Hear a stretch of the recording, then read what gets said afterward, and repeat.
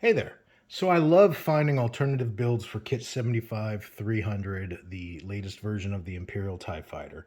And I came across this one on Rebrickable by a user named Veynom, Veynom. And he's created what's called the TIE-D Automated Fighter.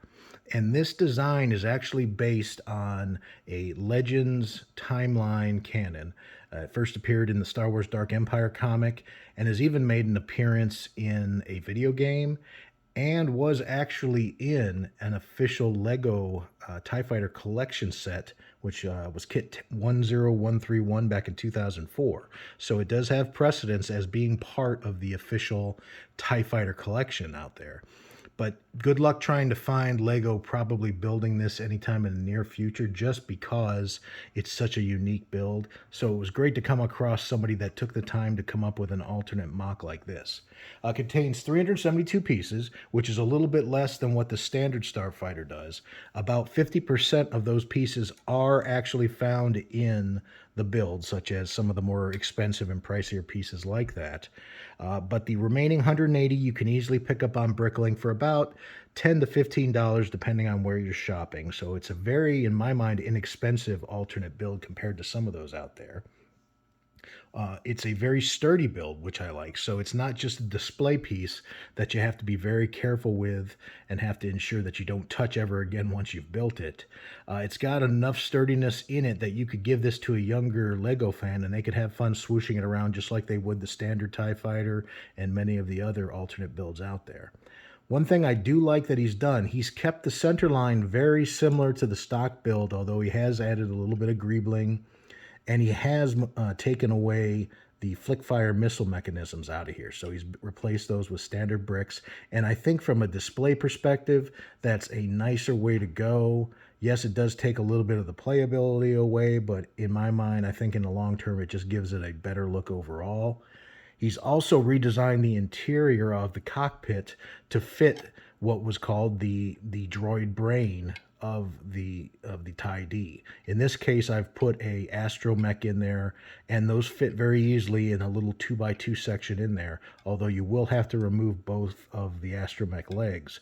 There is a actual droid brain that is in that kit 10131. It just involves a few pieces that I'm considering actually taking and building that and replacing this just because I don't like the looks of this kind of mashed together astromech that I put in here, and I'd like to put something that fits a little better color scheme wise, and I think that's my plan for the long term. But that does also ensure that it gives you that cockpit for the droid like I talked about. Overall, again, as I said, there's not a lot of flexibility in any of these pieces. They're very sturdy. There's a little bit of give in the wings, but they're not going to come off.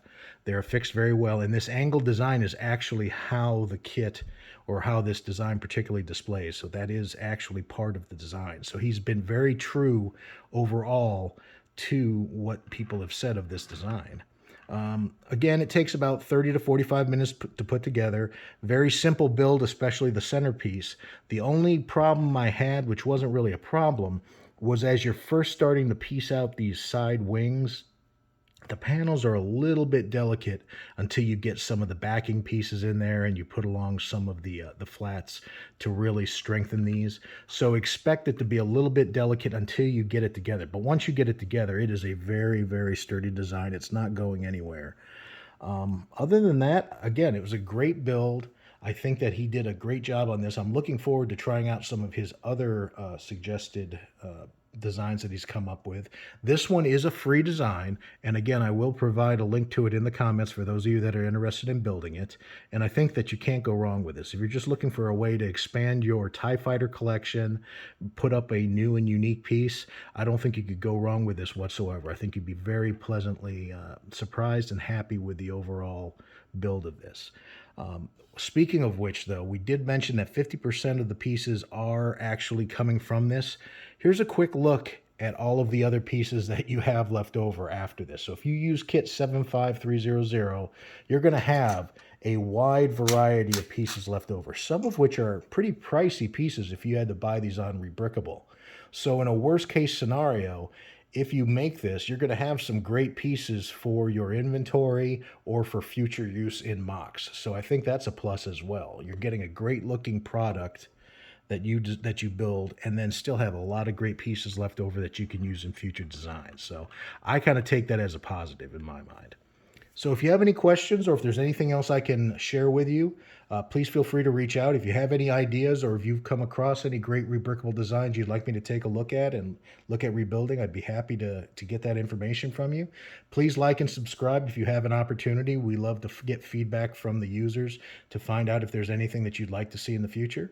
Again, this is Old and Surly, and keep building.